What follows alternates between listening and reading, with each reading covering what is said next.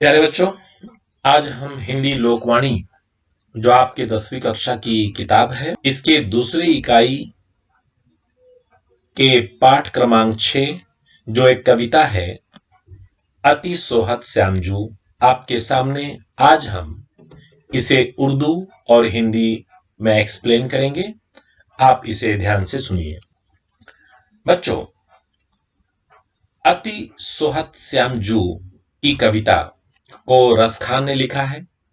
हाँ बच्चों, रसखान एक इंसान का नाम है। ये आज से 400 450 साल पुराने व्यक्ति हैं। इन्होंने इस कविता को लिखा है। आइए रसखान के बारे में कुछ और जानकारी हासिल करते हैं, इनका परिचय देखते हैं। बच्चों, इनका जन्म 1590 के लगभग पिहानी गांव में हुआ था और इनकी मृत्यु उत्तर प्रदेश के मथुरा में हो गई थी। और इनका परिचय कुछ इस तरह से हम दे सकते हैं कि इनका जो मूल नाम है वो सैयद इब्राहिम है। आपकी अधिकांश रचनाएं, ज्यादातर जो रचनाएं की हैं, पोइट्री कविताएं लिखी हैं, वो उन्होंने भगवान कृष्ण के बारे में लिखी हैं। आपके काव्य में क्या नजर आता है? भक्ति नजर आती है, श्रृंगार नजर आता है और इसी चीज को उन्होंने प्रधानता यानी अहमियत दी है। कुछ किताबें उनकी प्रेम वाटिका जो दोहा है, सुजान रसखान जो कविता और सवैया है। ये सवैया क्या होता है ये हम आपको बताना चाहते हैं। बच्चों, सवैया दरअसल ये छंद का एक प्रकार है।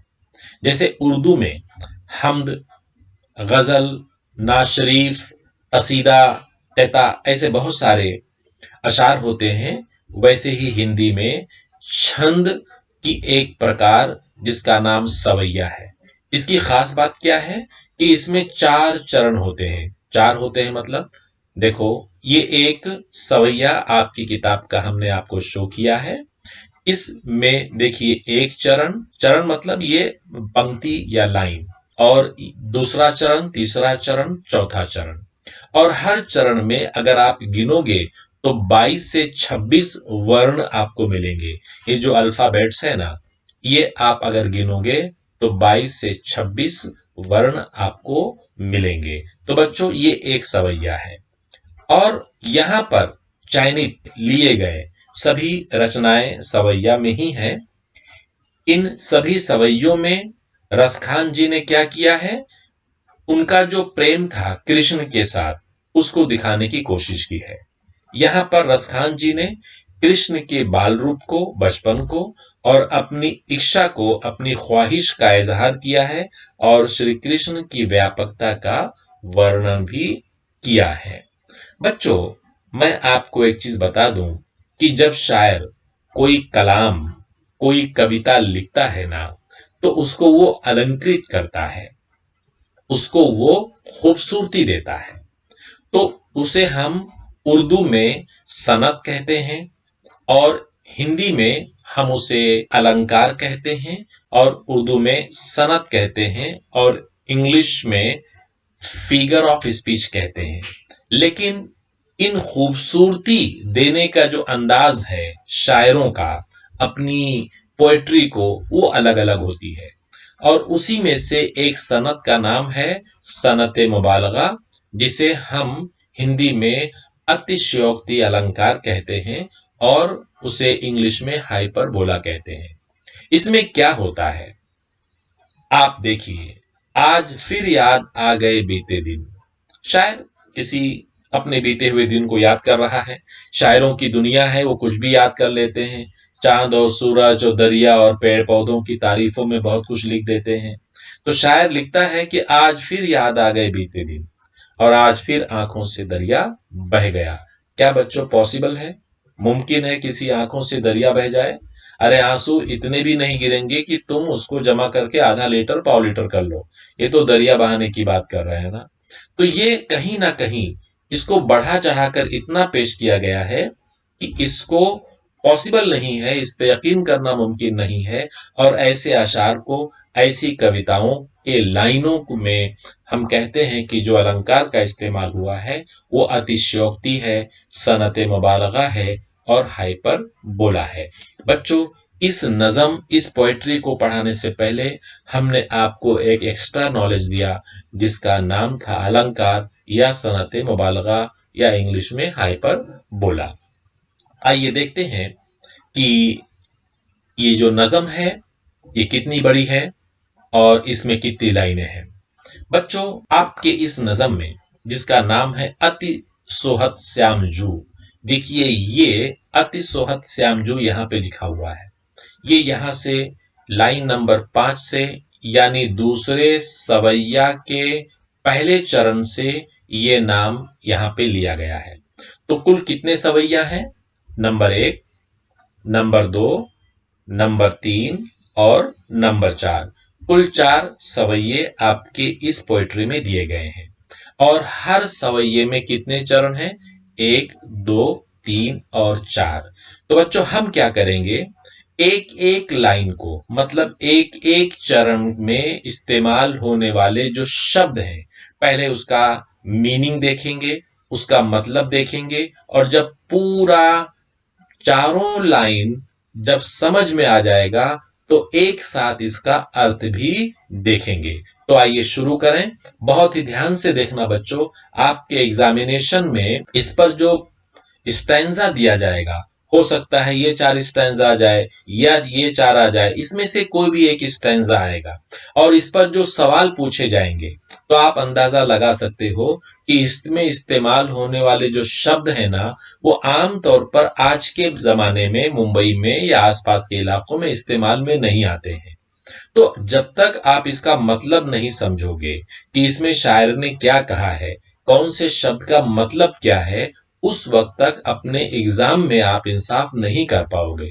इसलिए मैंने कोशिश की है कि हर शब्द की मीनिंग जो पॉसिबल है, जो आपके मन में पैदा हो सकती है कि मीनिंग मुझे नहीं मालूम है, मैंने कोशिश की है हर शब्द के मीनिंग को बहुत आसान ढंग से समझाने की। तो बच्चों, ध्यान से देखिएगा ताकि तुम, अगर ये एग्जामिनेशन में इसके स्टैंजाज आते हैं तो आप जरूर इसके पूरे नंबर ले सकेंगे। सवैया नंबर 1 का पहला चरण, मानुष हूं तो वही रसखान, बसों मिली गोकुल गांव के गवारन। आइए इसका मतलब समझते हैं। मानुष मतलब इंसान, इंसान, ठीक है। हूं मतलब बनू, बसों रहना, बसना, बसों मतलब रहना या बसना। जैसे कि आप कहाँ रहते हैं, मुंबई में रहते हैं या मुंबई में बसते हैं, वो वाला रहना, वो वाला बसना। मिली मिलकर, मिलजुल कर। ग्वारन ग्वाले, गाय चराने वाले, गाय पालने वालों को ग्वारन कहते हैं, गवाले कहते हैं। बच्चों, ये हो गया इसमें आए हुए, और ये जो रसखान है तो शायर का नाम है। इसमें ये गोकुल नाम है गांव का। तो मुझे लगता है कि आप सारे शब्दों के अर्थ हमने यहाँ पे बता दिए हैं। अब आइए इसका अर्थ देखते हैं, इस पूरी लाइन का अर्थ देखते हैं। यस, कवि का कहना है, कौन से कवि? रसखान का, कि अगर वो अगले जन्म में इंसान बनता है, कहां से लिया मैंने इसको? मानुष हूं तो, ये यहां तक आ गया। मानुष हूं तो मतलब अगर मैं इंसान बनूं तो। शायर क्या कहता है कि अगर वो अगले जन्म में इंसान बनता है तो क्या, तो उसे गोकुल गांव के ग्वालों के बीच रहने का अवसर मिले, मौका मिले। कहां लिखा हुआ है? यहां लिखा हुआ है। बसों रहने का मौका, मिलजुल कर रहने का मौका। कौन से गांव में? गोकुल गांव में। किसके साथ? ग्वारन के साथ, जो लोग गाय चराते हैं, गाय पालते हैं। तो शायर की तमन्ना क्या है बच्चों, कि अगर वो अगले जन्म में इंसान अगर बनता है तो उसे गोकुल गांव के ग्वालों के बीच रहने का अवसर मिले, मौका मिले, ऐसा शायर की तमन्ना है। अब उसके बाद दूसरा चरण, दूसरी लाइन देखते हैं। जो पशु हो तो कहा बस मेरो, तो कहा बस मेरो, चरो नित नंद की धेनु मंझारन। बच्चों, आज से 400 साल पहले ऐसी हिंदी थी, ये आप देख रहे हो, जिसके एक एक मीनिंग को आज आपको सीखना पड़ रहा है। कितना बदल चुका है ये जमाना, और कितने कैसे लोग थे पहले।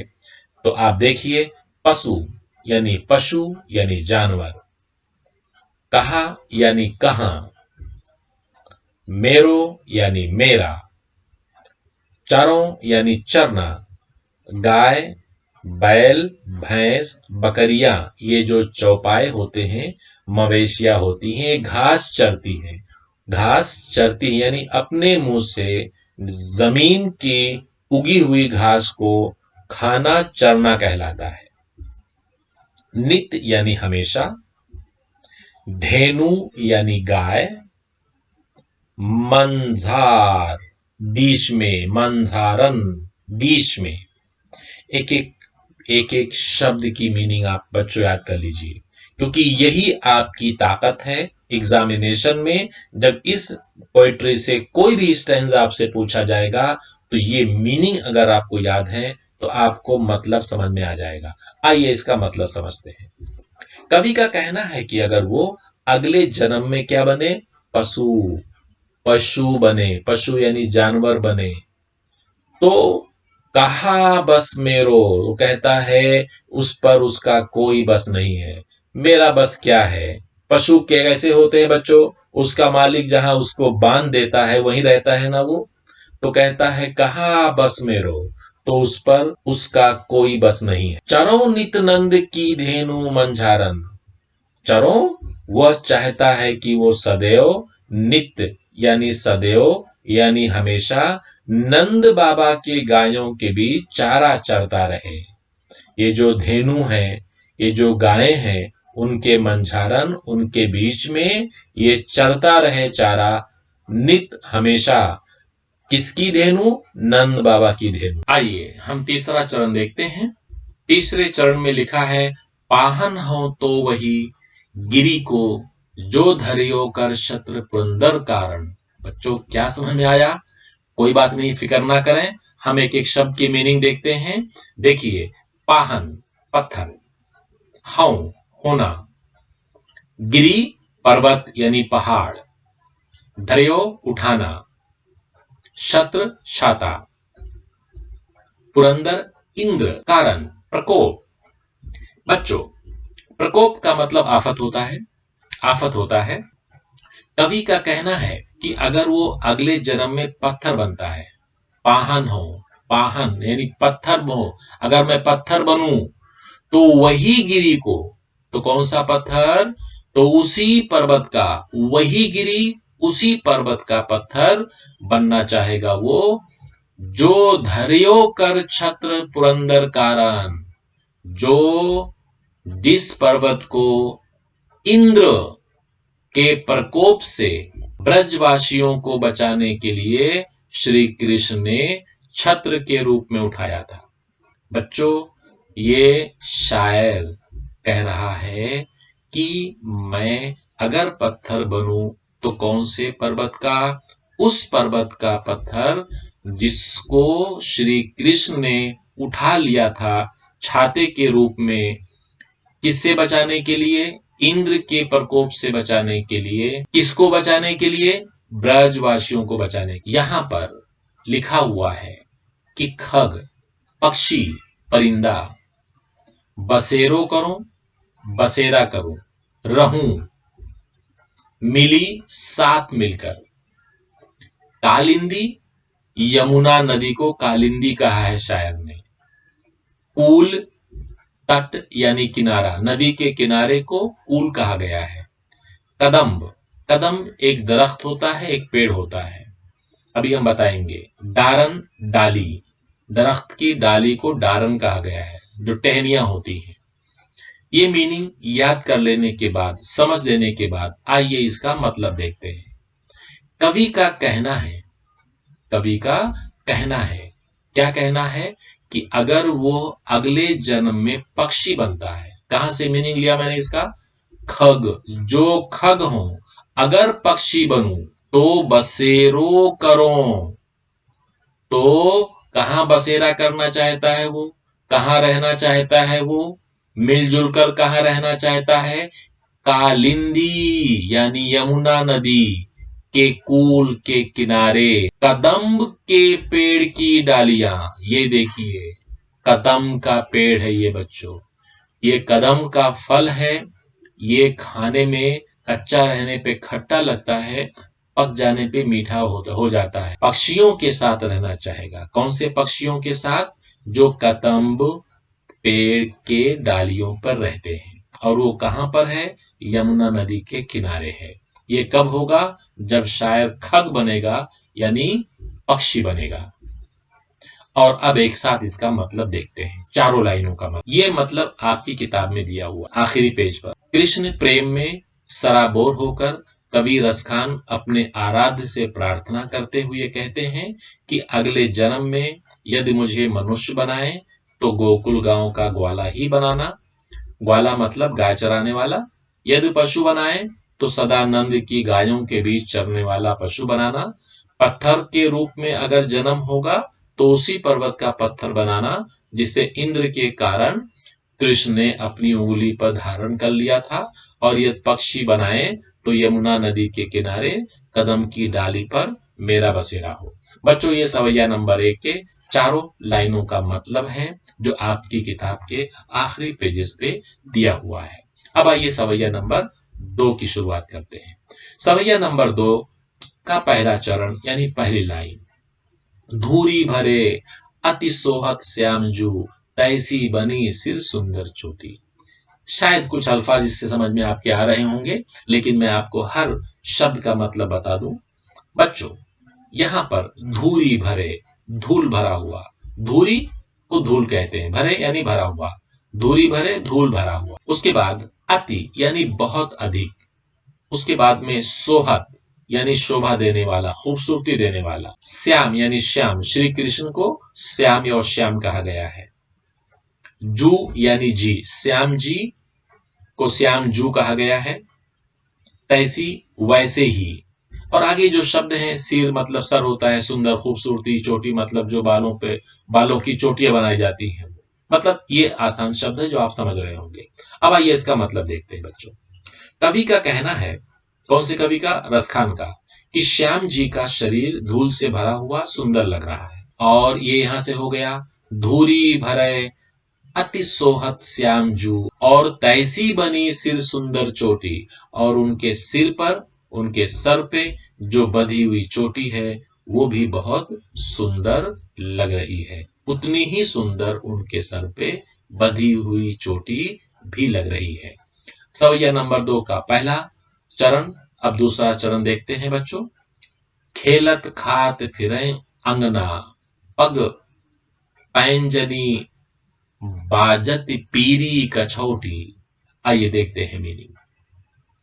खेलत खेलते हुए, खात खाते हुए, फिरे घूमते हुए, अंगना आंगन में, पग पैरों में, पैंजनी यानी पायल जो आप औरतें पहनती हैं अपने पैरों में, पायल आपने देखा होगा।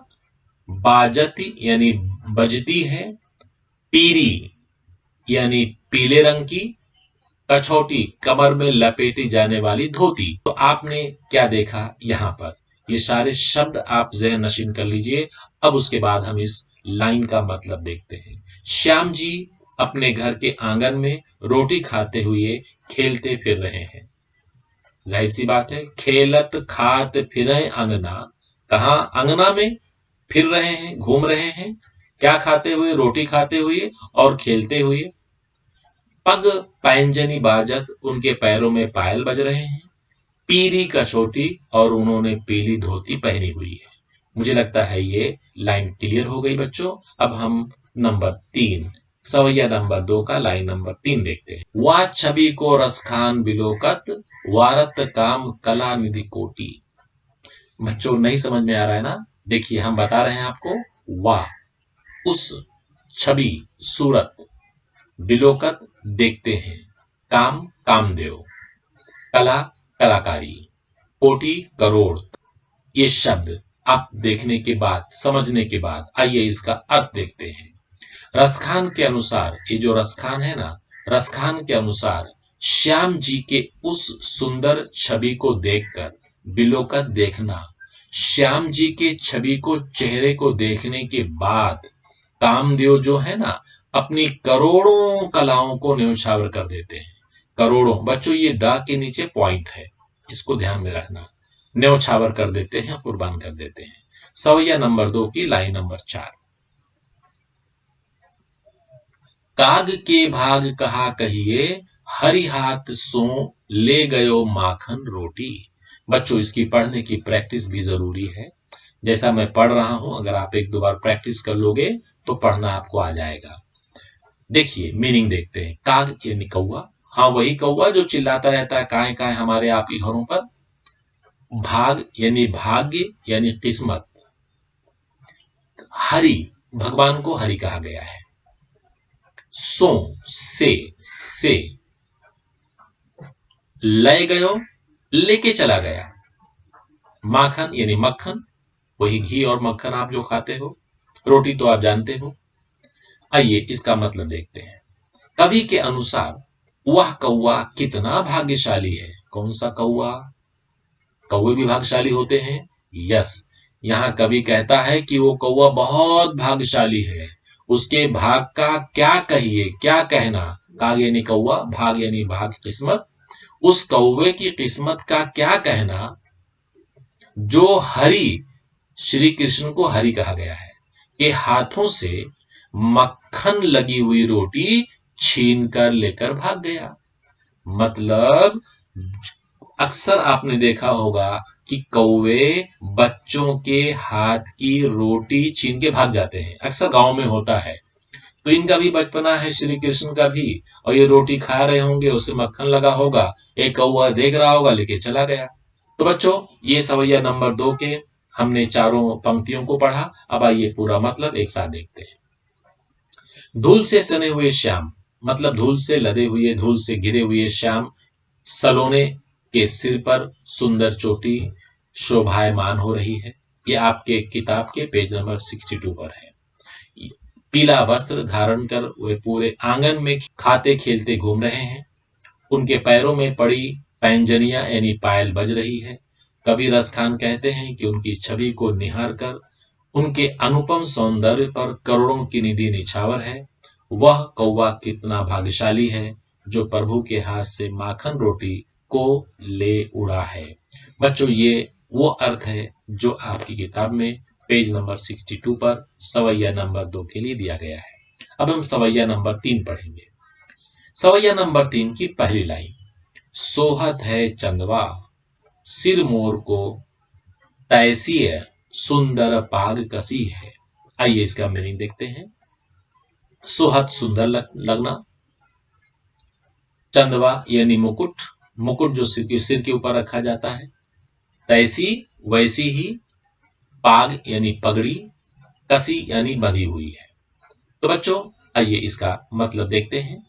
कवि कहते हैं कि उनके सर पर मोर के पंखों का मुकुट बहुत ही सुंदर लग रहा है। मुकुट किस चीज का है? मोर के पंखों का है। मुकुट यानी ताज। वैसे ही सुंदर उनकी बंधी हुई पगड़ी भी लग रही है। उनके सिर के ऊपर जो पगड़ी है वो भी बहुत अच्छी लग रही है, ऐसा कवि का कहना है। नंबर 2, सवैया नंबर 3 की लाइन नंबर 2, वैसिए गोरज बाल विराजत जैसे हिये बनमाल लसी है। बच्चों वैसिए, वैसी ही, गोरज गाय के चलने से उड़ने वाली धूल, यहाँ पे पॉइंट है बच्चों। बच्चों जब गाय भैंसे और जानवर चलते हैं ना, तो चलने से धूल उड़ती है, तो उसको धूल को गोरज कहा गया है। उसके बाद है भाल यानी मस्तक यानी पेशानी, विराजत यानी विराजमान है यानी मौजूद है या लगा हुआ है। हिये, हिये का मतलब हृदय यानी दिल। बनमाल, बन के फूलों की माला। लसी यानी सुशोभित करती है, खूबसूरती देती है, खूबसूरत है। आइए देखते हैं मीनिंग्स के बाद इस लाइन का अर्थ क्या है। कवि के अनुसार उनके मस्तक पर, उनके भाल पर गायों के चलने से उड़ने वाले धूल यानी गोरज विराजमान है, विराजत है, उतनी ही सुंदर, जैसे जैसी ही उतनी ही सुंदर उनके हृदय पर, हिये हृदय पर पहनी हुई बन की माला लग रही है। बन की माला उतनी ही लसी, उतनी ही सुंदर, आकर्षित लग रही। अब आइए सवैया नंबर 3 की लाइन नंबर 3 को समझते हैं। रस खान बिलोकत बौरी भई द्रुग, मूंद के ग्वाली पुकार हंसी है। बिल्कुल घबराने की जरूरत नहीं है। कठिन शब्दों को हम आसान करके आपके सामने पेश कर रहे हैं। देखिए, बिलोकत ये दूसरी बार आया है। बिलोकना, देखना। बौरी, पागल हो जाना, बौरा जाना। भई, हो जाना। दृग यानी आंख, कभी नहीं सुना होगा आपने, दृग का मतलब आंख होता है। मूंदी यानी बंद, हाँ, मूंद का मतलब बंद करना होता है, आप लोग जानते होंगे। कै, कर। ग्वाली, ग्वालिन, औरतों को ग्वाली कहा गया है। जो गायों को चराती हैं, जो औरतें, उन्हें ग्वालिन कहा गया है, जो गायों को पालती हैं। आइए इसका मतलब देखते हैं। रसखान कहते हैं कि ऐसा लगता है कि उनको देखकर ग्वालिन बौरा गई है। बच्चों, रसखान का कहना क्या है? बिलोकत बौरी भई, देखते ही बौरा गई हैं। कौन? ग्वालिनें, गायों को पालने वाली औरतें। और वो क्या करती हैं? वह आंखों को बंद कर, दृग मूंद, आंखों को बंद कर अपनी सखियों को पुकार कर हंस रही हैं। मूंद के, आंखों को मूंद कर, ग्वालिने, ये जो औरतें हैं, गोपियां हैं, वो पुकार कर, किसको पुकार कर? अपनी सहेलियों को पुकार कर हंस रही हैं। सवैया नंबर 3 की लाइन नंबर 4। खोली री घूंघट, खोलों कहा, वह मूरति नैननी मांझ बसी है। बच्चों, खोली, री, खोलने के लिए कहना। घूंघट तो आप जानते हो, जो औरतें अपने चेहरों को छुपाने के लिए पर्दा करती हैं। खोलो, खोलूं तो। वह मूर्ति, मूर्ति, नैननी, आंखों में। मांझ, बीच में। बसी, रहना यानी बसना। आइए मीनिंग देखते हैं। जब सखियां घूंघट खोलने के लिए कहती हैं, तब ग्वालिन यह कहकर घूंघट खोलने से मना कर देती हैं कि उनकी आंखों में श्याम की मूर्ति बसी हुई है। बच्चों, अब हम इस सवैये नंबर 3 के पूरे अर्थ को एक साथ समझेंगे। पेज नंबर 62 पर आपकी किताब के दिया हुआ है। प्रभु के सिर पर मोर मुकुट शोभायमान है, मतलब खूबसूरत लग रहा है। मोर का बना हुआ ताज। उसी तरह सिर पर बड़ी सुंदर पगड़ी लपेट रखी है, बांध रखी है। मस्तक पर, माथे पर गोरज, गाय के चलने से उठने वाली धूल, और हृदय पर वनमाला शोभित हो रही है, खूबसूरत लग रही है। कबीर रसखान कहते हैं कि प्रभु के इस सुंदर रूप को निहार कर, देखकर आंखें बौरा गई हैं, पागल हो गई हैं। मूंदी हुई आंखों को देखकर ग्वाले पुकार कर हंस रहे हैं, कह रहे हैं, पलकों के घूंघट खोल दे। पर पलकें कैसे खोल दें? उनके आंखों में तो प्रभु की मूर्ति बसी हुई है। बच्चों, सवैया नंबर 4 की पहली लाइन। शेष गणेश महेश दिनेश सुरेशु जाहि निरंतर गावे। बच्चों, ये सब देवताओं के नाम है। जैसे शेष यानी शेषनाग, गणेश जी, महेश शिव को कहा गया है, दिनेश सूर्य देव को कहा गया है, सुरेश सहु सुरपति इंद्र, और जाही जिसका निरंतर लगातार गावे गाते हैं। यहाँ पे शायर कहता है कि शेषनाग, गणेश जी, शिव, सूर्यदेव और सुरपति इंद्र भी जिसका निरंतर गान करते रहते हैं। नंबर 2, जाही अनादि अनंत अखंड अछेद अभेद सुबेद बतावे। मीनिंग देखते हैं बच्चों। जाही जिन है, अनादि जिसका आरंभ ना हो, जिसकी शुरुआत ना हो, जिसका अंत ना हो, अनंत कहलाता है। अखंड जिसके खंड ना किए जा सके, जिसके टुकड़े ना हो सके। अछेद जिसको छेदा ना जा सके, जिसमें सुराख ना हो सके। अभेद जिसको भेदा ना जा सके। सुबेद वेद यानी धार्मिक किताबों को कहा गया है। बतावें यानी बताते हैं।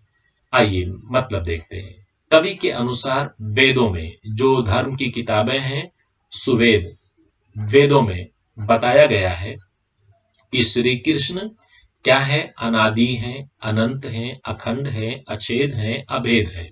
ये कौन बताया है, किसमें बताया गया है? बच्चों अगर इस पर सवाल आता है तो आप लिख सकते हैं कि ये वेदों में बताया गया है, या वेदों में श्री कृष्ण की कौन सी खूबियां बताई गई हैं, तो आप इन अक्षरों को यहां से देख के लिख सकते हैं। सवैया नंबर 4 की लाइन नंबर 3, नारद के सुख व्यास रटे पचिहारे तऊ पुनि पार न पावे। मीनिंग देखते हैं। नारद नारद मुनि को कहा गया है, सुक शुक मुनि को कहा गया है, व्यास व्यास मुनि को कहा गया है, रटे रटते रहते हैं, पचिहारे हार गए। तो बच्चों आओ देखते हैं इनका मतलब। कवि के अनुसार नारद मुनि से लेकर व्यास मुनि तक और यहां तक कि शुक मुनि तक उनका नाम रटते रहते हैं, लेकिन उनको कोई प्राप्त ना कर सका। सब पचिहारे, सब हार गए हैं। सवैया नंबर 4 की आखिरी लाइन, ताही अहीर की छोरिया छचिया भरी छाछ पे नाच नचावे। बच्चों ताही उसे, अहीर ग्वाला आभीर, बच्चों गांव में अहीर कहते हैं ना, जो गायों को पालते हैं, भैंसों को पालते हैं, उन्हें अहीर कहते हैं। छोरियां यानी लड़कियां, अहीर की लड़कियां। छचिया छाछ रखने का छोटा बर्तन, एक छोटा सा बर्तन होता है उसको छचिया कहते हैं, उसमें छाछ या दही रखी जाती है। भरी भरा हुआ, छाछ आप जानते हो, पै यानी के लिए, नाच और नचावे तो आप जानते हो नाच नचाना क्या होता है। मतलब देखिए, और उन्हें ही ब्रज की गोपियां, किन्हें ही, कृष्ण के बारे में कहा गया है, और उन्हें ही ब्रज की जो गोपियां हैं, जो ये अहीर की छोरियां हैं, जो ब्रज की लड़कियां हैं, वो छछिया भर छाछ के लिए, मतलब थोड़े से छाछ के लिए मनमोहक नाच नचाती हैं। वो क्या कहती होंगी, आप पहले नाचिए फिर हम आपको छाछ देंगे। इस तरह से यहाँ पे व्याख्या की गई है। बच्चों इस पूरे सवैया नंबर 4 का मतलब एक साथ देखते हैं। शेषनाग, गणेश, महेश, दिनेश और सुरेश जिनका निरंतर गुणगान करते हुए, जिन्हें अनादि व अनंत बताते हैं, साथ ही जिन्हें अखंड अछेद अभेद व सुभेद बताते हैं, नारद मुनि से लेकर शुक व्यास तक सभी उनके नाम का निरंतर जाप करते रहते हैं, फिर भी कोई उनका पार नहीं पा सका है। ऐसे मेरे प्रभु अपने बाल रूप में, मतलब बचपन में इतने सरल हो गए हैं, इतने सामान्य हो गए हैं कि ग्वालिन उन्हें पात्र भर छाछ का प्रलोभन देकर, लालच देकर मनमोहक नाच नचवाती है। बच्चों ये सवैया नंबर 4 खत्म हुआ। स्वाध्याय के लिए आपको हम जल्दी वीडियो अपलोड करने वाले हैं। धन्यवाद।